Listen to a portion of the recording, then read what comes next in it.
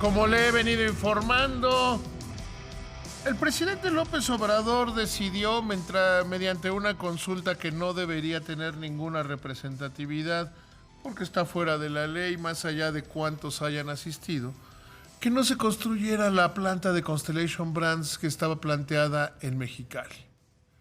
Se trata, en palabras de Carlos Salazar, el presidente del Consejo Coordinador Empresarial, de una emboscada a la empresa.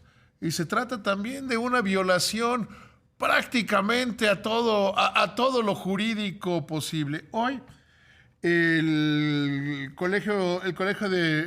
la presidenta de la Barra Mexicana, Colegio de Abogados, publicas, doctor Héctor Herrera Ordóñez, publicas una carta, un comunicado bastante fuerte, pero bastante claro. ¿Cómo estás? Muy buenas noches. Muy buenas noches, David. Un honor estar en tu programa. El honor siempre es mío platicar contigo. Gracias. Compártele al auditorio los puntos centrales de este comunicado, porque ustedes dejan desde el punto de vista jurídico el tamaño de la barbaridad. Así es, efectivamente, es importante aclarar, antes de hacer mención del contenido de este pronunciamiento, que al día de hoy el proyecto no está jurídicamente cancelado. Es decir, no ha habido un acto de autoridad, una resolución que formalmente lo cancele. Lo que sí vemos con preocupación es que hay una amenaza de cancelación, en nuestra opinión, ilícita del proyecto o de las autorizaciones, permisos y concesiones vinculadas con el proyecto, lo cual es completamente violatorio de los artículos 14 y 16 constitucionales, que básicamente establecen que nadie puede ser molestado en sus bienes, persona, etcétera, sino mediante juicio o procedimiento seguido ante la autoridad correspondiente. Y si bien no hay un acto de molestia, un acto de autoridad que haya decretado la cancelación del proyecto, es de tomarse en cuenta que el Ejecutivo Federal está anunciando que si el resultado de esta encuesta, o lo que ellos llaman un ejercicio participativo, si el resultado de ese ejercicio es que la gente que participe no lo quiere, entonces el proyecto no se llevaría a cabo o se cancelaría. El problema es que no estamos hablando de análisis de un estudio ejecutivo o de la factibilidad de un proyecto.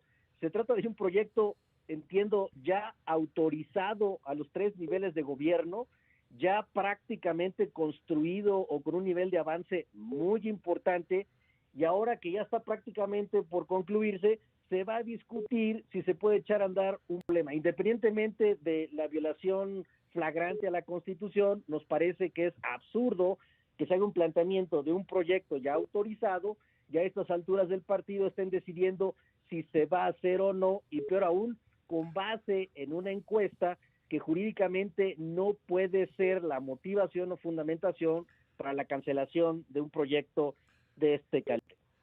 Héctor, el presidente por segunda vez hoy en la mañana habla de corrupción. Dice, es que hubo corrupción e influyentismo, cualquier cosa que eso sea en la parte de influyentismo, ¿no? Desde el punto de vista jurídico, ¿cómo se debe interpretar esto? Porque yo hasta donde sé, y corrígeme si estoy equivocado, no hay ninguna acción judicial, no hay ninguna denuncia, no hay ninguna acción de la Auditoría Superior de la Federación, de la Secretaría de la Función Pública, de la Unidad de Inteligencia Financiera, no hay nada más que el dicho del presidente, ¿no? Efectivamente, me parece que es una declaración meramente especulativa y, con todo respeto, en mi opinión, un tanto irrespetuosa de las disposiciones constitucionales y del Estado de Derecho en México, porque si no hay elementos de autoridad o investigación para hacer esa aseveración, me parece que es muy desafortunada la expresión del señor presidente. Pero vamos a suponer que hubiera vicios en el procedimiento, que la concesión para la explotación de aguas nacionales del subsuelo esté viciada y sea ilegal, y cualquier otro permiso o autorización sean ilegales. Bueno, en ese caso tenemos medios oficiales o conductos oficiales para resolver ese problema. Una investigación penal, una investigación de carácter administrativo, medios de impugnación por parte de los particulares, medios de impugnación incluso por la propia autoridad. Puede revocar su propio acto o puede iniciar juicio de lesividad por el superior jerárquico. Pero otra vez, bajo la presunción de inocencia y bajo la presunción de que los actos jurídicos del gobierno federal y sus autoridades se entienden o se presumen lícitos, hasta en tanto no hayan sido revocados por una autoridad competente, siguen siendo válidos y lícitos. Mi punto es que si hubo o no irregularidades, esto tendría que ventilarse por los conductos oficiales correspondientes y no andar especulando sobre la inocencia o culpabilidad o sobre si se violó la ley o no, o si había agua o no había agua. Si tienen esas dudas, que inicien los procedimientos. Si hubo corrupción, que sancionen a los responsables. Pero no hay ninguna lógica jurídica de que porque pudo haber habido esos vicios, no lo sé, se haga una consulta pública para determinar si el proyecto procede o no. Si hubo irregularidades, sin la consulta pública, el gobierno debería asumir su responsabilidad y actuar en consecuencia y no hacer este tipo de ejercicios participativos no regulados, no previstos. Claro, porque no hay vínculo entre un asunto y otro. O sea, no hay vínculo entre un asunto y otro. Tendría elementos dentro de la ley, si hay vicios, si hay indicios, para revertir los principios y presentar ante la ley a los responsables, tanto de la empresa como quienes hayan estado en el gobierno federal o en el gobierno local. Efectivamente, si el gobierno detecta que hay una irregularidad, corrupción, negligencia por parte de la autoridad en el otorgamiento de concesiones o permisos, no tiene que andar haciendo una consulta pública para ver si van a procesar a la autoridad o le van a permitir su proyecto. Deben asumir su responsabilidad y, señores, investiguen y actúen en consecuencia. Si no hay responsabilidad, sigue su proyecto, un proyecto ya autorizado. Ahorita lo que va a cuestionarse es, ¿hubo irregularidades o no? Bueno, que se investiguen y que se resuelva en consecuencia, pero eso es un trabajo de las autoridades y no un proceso de elección o un ejercicio participativo ciudadano para deliberar sobre esos temas. En el punto 6 hablan de que les preocupa a ustedes en la Barra Mexicana Colegio de Abogados. Dicen, les preocupa sobremanera el desdén al Estado de Derecho y sus resultados. ¿Por qué no ahondas un poco, mi querido Héctor, a qué se refieren? Este es un proyecto de una inversión programada de alrededor de 1.500 millones de dólares. Entiendo que es la inversión más importante en el estado de Baja California en los últimos tiempos. Y de esos 1.500 millones, ya se hizo inversión, según la información pública, de 900 millones de dólares.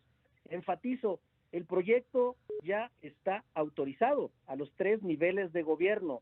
La infraestructura y la inversión ya van muy avanzadas. Si esto no era un proyecto viable, ¿por qué lo autorizaron?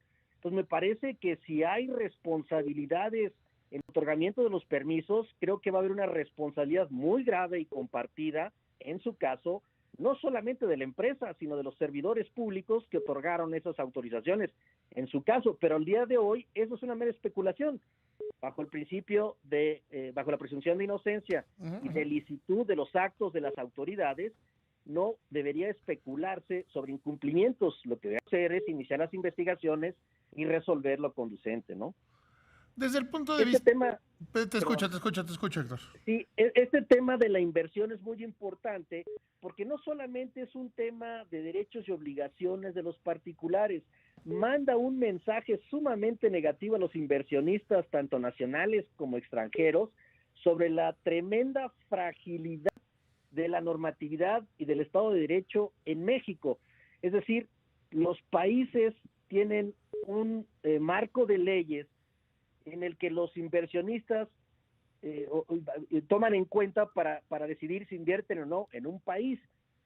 Y México hasta ahora había sido muy atractivo para esas inversiones, pero si a pesar de esa normatividad, el mismo Ejecutivo Federal que protestó cumplir y hacer cumplir la Constitución está haciendo declaraciones un tanto ofensivas o especulativas respecto del cumplimiento de obligaciones de un particular que ya fue autorizado por el mismo gobierno para su proyecto, bueno, por supuesto que desalienta la inversión, eleva el nivel de riesgo en el país para los inversionistas cuando no se mandan los mensajes adecuados de cumplimiento de nuestras leyes.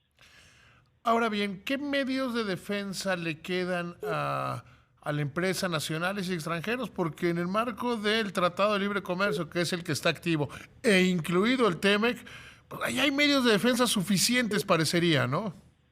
Sí, además de los medios de defensa nacionales, que son bastantes en México, juicio de nulidad y amparo, entre otros, o acciones penales incluso por responsabilidad patrimonial del Estado y de servidores públicos, hay una herramienta de defensa muy interesante en el Tratado de Libre Comercio América del Norte que todavía está en vigor y que tiene que ver con el capítulo 11 de protección de inversiones.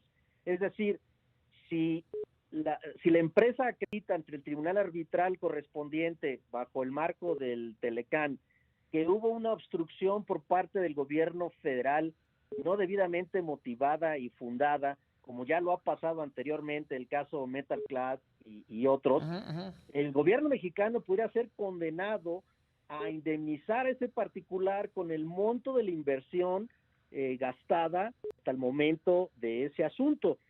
Eso quiere decir que los contribuyentes, en su caso, tendríamos que pagar la deuda o lo invertido por ese particular por un actuar indebido del Estado mexicano.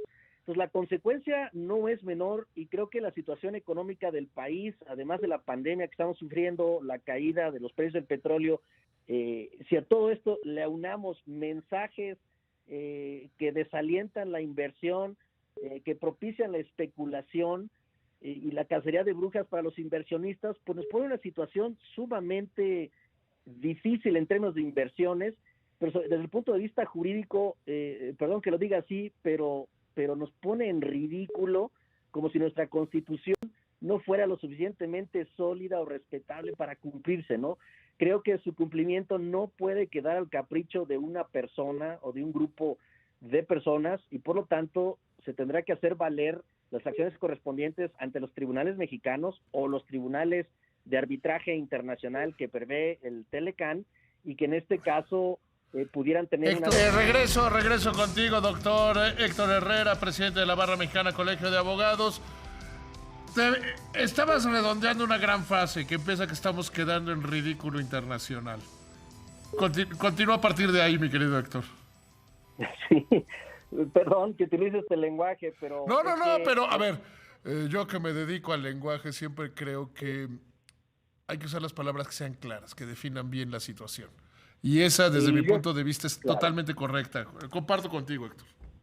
Pues sí, y la realidad es que no tenemos por qué estar padeciendo este tipo de vergüenzas en foros internacionales y basta entrar a redes sociales, internet y Facebook para ver las críticas que se hacen al gobierno mexicano. Por supuesto, a nosotros nos preocupa el tema del cumplimiento de la Constitución y el marco del Estado de Derecho con justicia que debería prevalecer, pero todo esto tiene un razonamiento que nos parece sumamente valioso. Y es que el no actuar conforme a la Constitución, el no fomentar las inversiones como lo establece la misma Constitución de una manera sustentable, no solamente afecta a los grandes inversionistas, afecta sobre todo a los que menos tienen. Esa es la parte que nos preocupa. Hay 3.500 personas que hoy tienen en duda la posibilidad de tener un trabajo o no.